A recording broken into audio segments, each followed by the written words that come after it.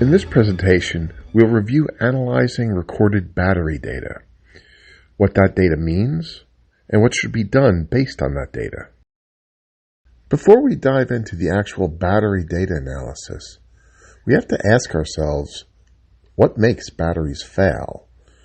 There are all different reasons batteries can fail. Depending on the chemistry of the battery, some failure modes are more common than others. So we're going to take a look at some of the more common failure modes for different types of batteries. Grid corrosion is a normal failure mode in lead-acid batteries, both flooded, or VLA, as well as sealed, VRLA. The lead alloys in the plates turns into a lead oxide. Now these lead oxide crystals are larger, so as the plates corrode, the plates also get larger. Now, the batteries are designed with extra space to accommodate plate growth. However, if the plates grow too much, this can lead to deformations in the batteries or eventually a cracked casing, which will lead to electrolyte leakage. Now, corrosion is a natural process. However, it can be accelerated. Several things that can accelerate corrosion include overcharging, excessive cycling, as well as excessive temperature. As the plates corrode, it loses active material, so this will cause the measured battery impedance to increase as the plates corrode. In lead-acid batteries, the plates will sulfate as the battery discharges. The active plate material turns into a lead sulfate. Now, this is a natural process that occurs in both flooded or VLA batteries and sealed or VRLA batteries. As lead sulfate is formed, the battery is losing active material. Therefore, the measured cell impedance will rise as the plates sulfate. In addition, as the battery is discharged, the cell voltage will gradually decrease. Now, recharging the battery reverses these processes.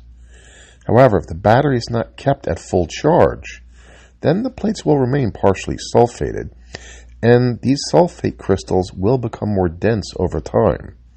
The longer they are left in this condition, the harder it will be to reverse. Dryout, which is also known as loss of compression, is a failure mode that occurs in sealed or VRLA batteries. It is one of the most common failure modes. Now, VRLA batteries operate in what's known as an electrolyte-starved mode. They do not have nearly as much electrolyte as flooded cells. Plus, you can't add water to these sealed batteries, so over time they will dry out. Now, dry out can be accelerated due to elevated levels of heat. This can be due to overcharging as well as high ambient temperatures. VRLA batteries should be kept in temperature-controlled environments. At elevated temperatures, the rate of dry out will increase. This will also increase the internal pressure in the battery. And if this pressure gets high enough, then gas will be vented through the protective valve. This will cause a loss of electrolyte that is not replaceable. When sufficient electrolyte is vented, the glass mats will no longer be in contact with the plates. This will be seen as an increase in the battery's internal impedance. In addition, as the battery dries out, it will also draw more float current. Now, a thermal runaway is when a battery's internal components melt down in a self-sustaining reaction. This is a failure mode seen in VRLA batteries. If a VRLA battery experiences an accelerated dryout, this can lead to a thermal runaway. This can end in a complete and catastrophic failure. The battery can either melt, catch on fire, or explode. When the battery runs hot, dryout accelerates. As dryout accelerates, the battery draws more float current. So as the battery draws more float current, it runs hotter, which makes it dry out faster, which makes it draw more float current, which makes it run even hotter. This continues until it becomes a self-sustaining reaction, and a catastrophic failure will occur. So it is recommended to use a temperature-compensated charger for VRLA batteries in order to avoid this condition. However, If you do see the internal impedance increasing and the float current increasing over time, this is a sign of a potential dry-out condition and should be investigated. Shorts can occur in both flooded and sealed lead-acid batteries. There are generally two types of shorts, hard shorts and soft shorts. Hard shorts are typically caused by paste lumps pushing through the mat and shorting out to the adjacent or opposite polarity plate. These are typically manufacturing defects and will occur relatively quickly after installation. Soft shorts, on the other hand, are caused by deep discharges. When the battery is overly discharged, the specific gravity of the electrolyte approaches 1.0. This is the specific gravity of water. At this point, the lead in the plates will begin to dissolve into the electrolyte. The lead then gets trapped in the separators, forming short circuits. When this occurs, the internal impedance and the cell voltage shall both decrease. Separator deterioration will affect NiCad batteries. This occurs in all NiCad batteries as they age. The separator between the plates begins to break down eventually, allowing the plates or electrodes to touch, shorting out the batteries. This will be seen as a reduction in both the cell impedance and cell voltage. Dendrites are crystal filaments that form from film deposits of mostly pure metals such as cadmium. These formations can pierce the separators and cause the plates to short out. This will be seen as low voltage and low impedance as well as a low capacity. The NiCad battery manufacturer may recommend discharging the battery down to 0, then recharging the battery. This creates a large current draw on the battery, which in turn creates a good deal of heat. This will burn out the dendrites, returning the battery to full capacity. However, the damage to the pierced separator remains, and the dendrites will grow back through this now pierced separator. Therefore, this battery reconditioning may need to be repeated from time to time. Carbonation occurs as part of the aging process in NiCad cells. The potassium hydroxide electrolyte enters into a chemical combination with atmospheric carbon dioxide and forms potassium carbonate. This removes ions from the electrolyte and makes the cells less able to conduct electricity. The decrease in electrolyte conductivity makes the cells reach a lower voltage much more quickly under discharge. As such, electrolyte carbonation appears to the user as diminished capacity. Carbonation can be corrected by exchanging the electrolyte. Now, this typically occurs gradually. It can be accelerated when the battery is used in an environment with high concentrations of CO2, such as in generator rooms. This will be seen as an increase in impedance over time. SEI buildup or solid electrolyte interface is a failure mode in lithium-ion batteries. This occurs as part of their aging process. SEI builds up causes a decrease in the battery's capacity and power. As the SEI layer builds up over time, it gets thicker and eventually can form a barrier that obstructs interaction with the anode. The cathode can develop a similar layer known as electrolyte oxidation. The buildup can result in a sudden capacity loss that is difficult to predict by cycling alone. However, as the SEI layer builds up, the impedance of the cell will increase. Therefore, trending of impedance measurements can identify SEI buildup. Lithium plating is another failure mode that can occur in lithium-ion batteries. If charging is not done properly, this can lead to a catastrophic failure. When a lithium-ion battery is charged, lithium ions intercalate into the anode. Now, the anode has a maximum rate at which the ions can be intercalated. When this rate is exceeded, the lithium will build up and starts plating on the surface of the anode. This can form dendrites that can pierce the separators, creating short circuit. This will generate heat that can ignite the electrolyte, causing a catastrophic failure. Now, as temperatures decrease, chemical reactions slow down. This means the rate of intercalation drops. This will also require the charge rate to drop as well, since plating will start at a lower charge rate. Now, in addition, SEI buildup may not be uniform. This leads to regions of higher impedance in the plate. The lithium ions will then build up on the regions of low resistance, which can lead to lithium plating in these regions. So now if plating occurs, you will see a drop in both voltage and impedance. Now that we've seen how different failure modes will affect the measured values, let's dive into analyzing the actual data. So after we gather the battery impedance data, what do we do with it? How do we make sense of it and make determinations based on that data? We want to perform a step-by-step data analysis. We need to keep in mind that a battery string consists of more than just batteries. There is a charger as well as intercell connections, so we want to be sure to examine all of these. Let's first examine the flow current if that data is available. The flow current is basically the measured DC current that's going through the string. By measuring flow current, we can verify the battery string is not in the process of charging. If we see high flow current, then the string is charging and the plates are partially sulfated. If this is the case, then we do not want to perform an ohmic test at this time. Since the plates are partially sulfated, the values we measure will not correlate to previous measured values. Now, if the flow current is low, then we can proceed. For precise values of what the flow current should be, refer to the battery datasheet.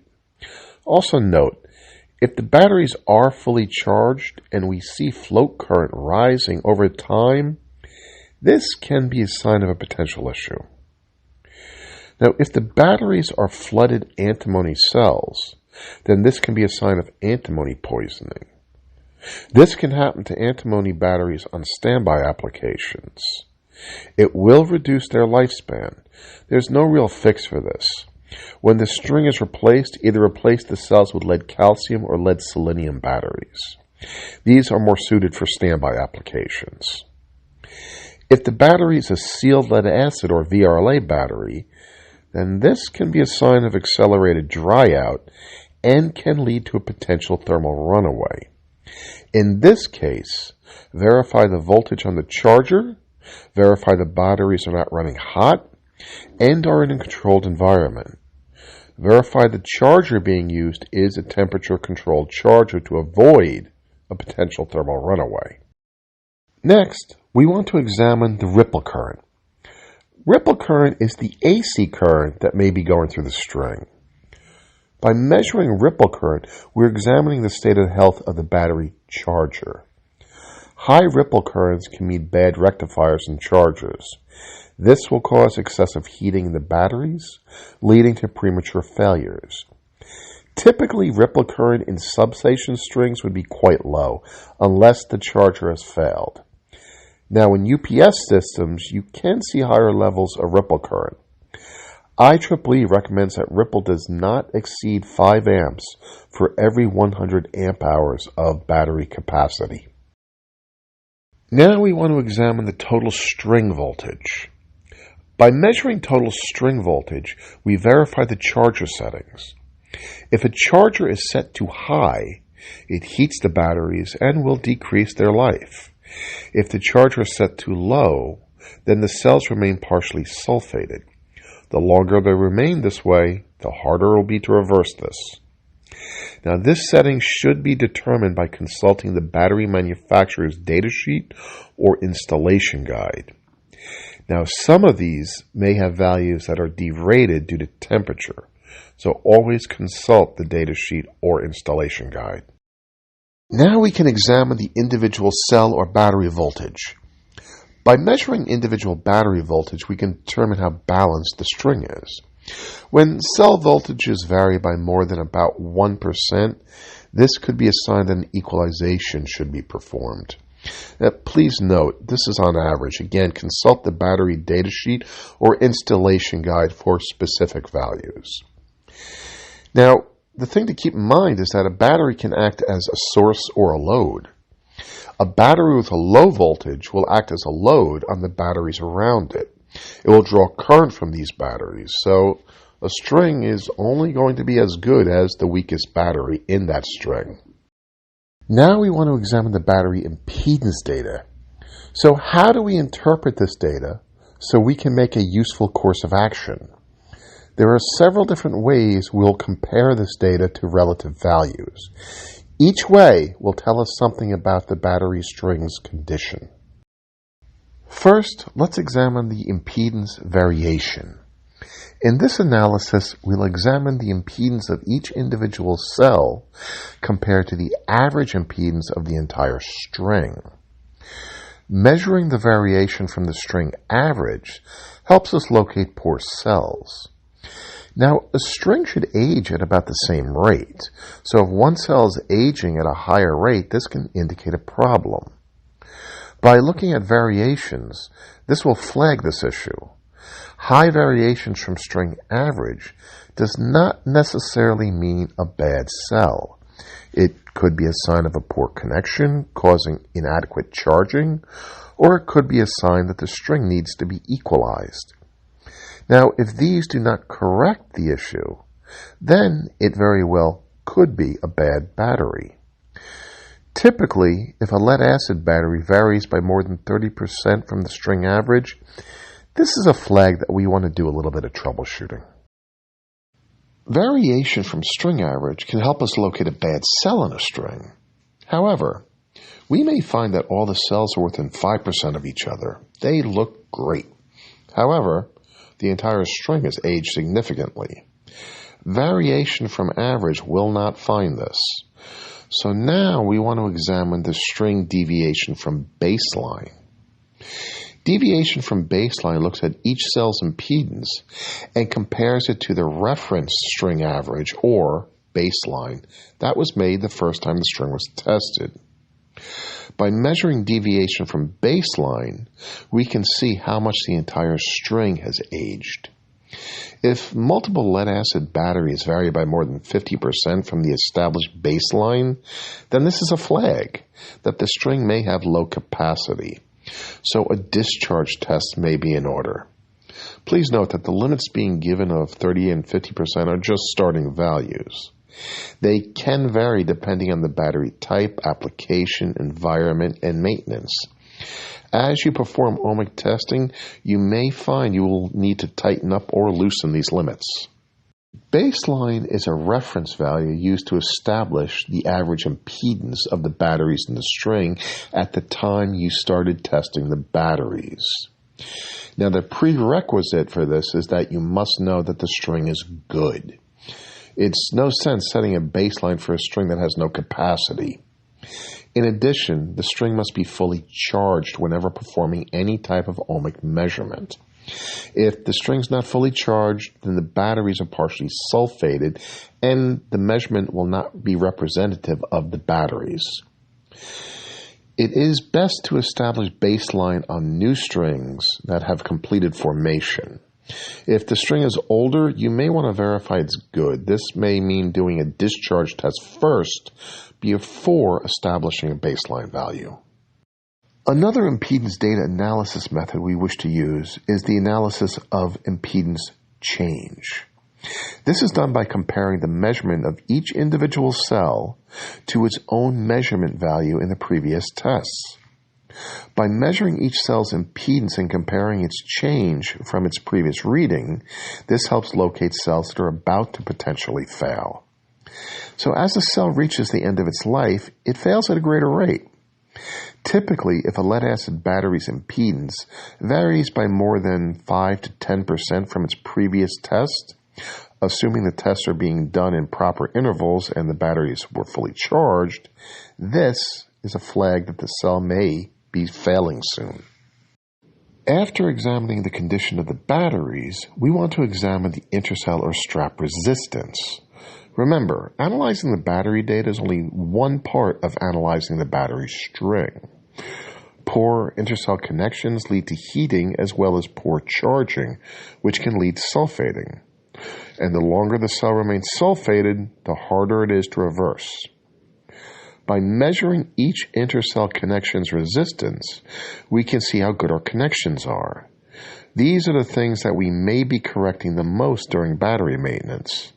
If a strap connection varies by more than 20% from the strap average or from its previous measurement, then IEEE recommends cleaning and reworking that strap. Corrosion, contamination, heating and cooling all affect mechanical connections. So it is not uncommon to be reworking straps. When analyzing NiCad batteries, we need to take some other characteristics into account.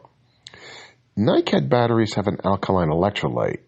This means that material does not readily dissolve into it. For this reason, NiCad batteries have a different discharge profile. When they discharge, the voltage remains fairly constant until the battery approaches the end of the capacity. Then the voltage drops off quickly, and the same holds true of the impedance.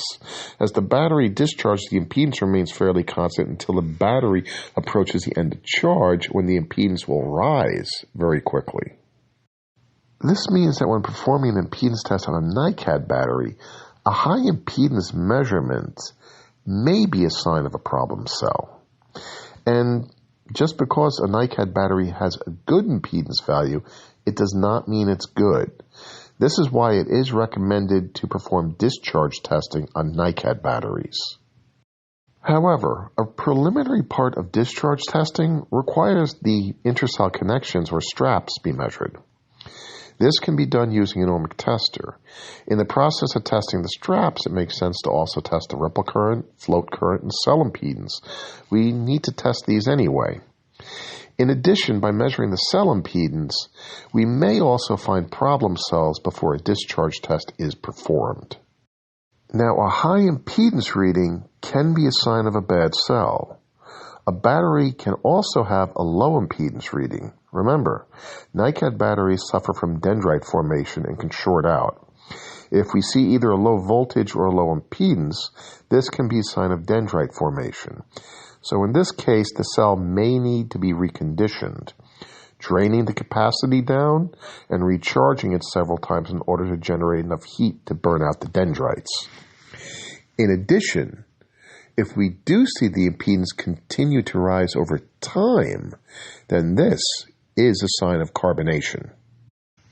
When working with lithium-ion batteries, note that as SCI buildup increases, this will manifest itself as an increase in impedance.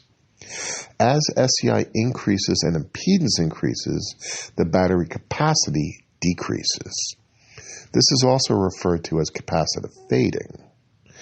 The rate of SCI increase to the decrease in capacity will vary based on chemistry. So some lithium-ion battery chemistries will have much greater increases in impedance than others. It's best to contact the battery manufacturer for details about particular designs and how it responds. Now, a drop in impedance can be a sign of lithium plating. If this is measured, check the battery charge rates are correct. Remember, the charge rates need to be reduced in colder environments so the rate of intercalation is not exceeded. Another sign of plating will be voltage plateauing. The voltage will plateau at a lower level than the other batteries during the charging. If plating is left unchecked, this can lead to dendrite formation, which can lead to a rapid failure, and some of these failures can produce significant heat and be destructive. Now let's examine some sample analyses.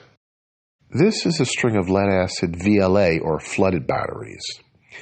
This is a chart showing the battery string impedance variation. This is an analysis of the impedance of the individual cells to the string average. Now, this is the first test of the string, so there's no past history to review. However, from this data, it's clear that cell 36 is reading quite different from the rest of the string. Here we can examine the raw impedance values of each cell. Most of the cells have similar impedances. However, we do see that cell 36 is notably higher. So now let's look at the cell voltages. The installation guide calls for the float voltages to be between 2.25 and 2.27 volts DC. When examining the cell voltages, we can see that most are below the recommended voltage from the installation guide. We can see that the cell 36 is much lower. This low voltage, along with the high impedance, is evidence of plate sulfating. In this case, we should run an equalization charge and try to balance the cells and reverse the sulfation. Before doing this, we do want to examine the intercell connections. Reviewing the intercell connections, or straps, we can see that many are reading higher impedances than the others. So these strap connections do need to be reworked. So the recommendation here is to rework the strap connections, correct the float voltage, and run an equalization charge. After that, let the batteries cool and rerun the test. Now this file is of a NiCad string. Prior to performing a discharge test, an impedance test is performed. The first thing we examine is the cell voltages. Note that cell 53 shows no voltage, and cells 65, 70, and 81 all measure low voltage. When viewing the impedance of the NiCad batteries, we can see the impedance values vary significantly. And this is not unexpected. We really would need to have past data as a comparison. We could then see which cells are changing. When viewing the strap data, we can see the strap connections need to be addressed. So in this case, it's recommended to rework the straps and try reconditioning the cells with the low voltages to see if they can be recovered. However, it's unlikely the dead cell will be recovered. That one will most likely need to be replaced. This test is of a VRLA, or sealed string, tested over a period of 3 years. Now we can see that they're readjusting the float voltage after each test to try to get the battery voltage equal. And we can clearly see this is not working. Reviewing the impedance data, we can see the impact this is having on the string. The impedance of these cells is going up at a relatively quick rate. The last test, they decreased the float voltage, and we can see how the impedance has gone up as the plates have sulfated. By viewing the impedance change, we can also see that some of the cells are changing at a rapid rate. When we examine the straps, we can also see these have not been addressed and the connections are declining. For this string, we want to first rework strap 4 and 8. Then, we need to try to get the batteries balanced. Now, since these are sealed batteries, an equalization is not recommended unless instructed by the battery manufacturer. This is because the float voltage is raised above the maximum float value during an equalization charge. This can accelerate gassing, which leads to loss of electrolyte. In flooded cells, we can always add more water. However, this is not possible in sealed cells. We can set the float voltage to maximum for a period of time to see if the string balances, but we do not want to set it above that value. We could also discharge and recharge the suspect batteries to try to rebalance the string. After this, we do want to set the charger to the proper voltage per the battery manufacturer's recommendations. This will help ensure a proper battery life. Having a good battery testing plan is essential. However, knowing how to act on that data is what will prolong the battery life and ensure required capacity. Often the batteries do not need to be replaced if the changes are found early. A simple cleaning and balancing can extend the life of the string. Here is an image of some large VLA telecom batteries. These are batteries that are well maintained and over 60 years old, and they're still going strong. This is the benefit of a good maintenance routine. Thank you, and I hope you enjoyed this mega presentation.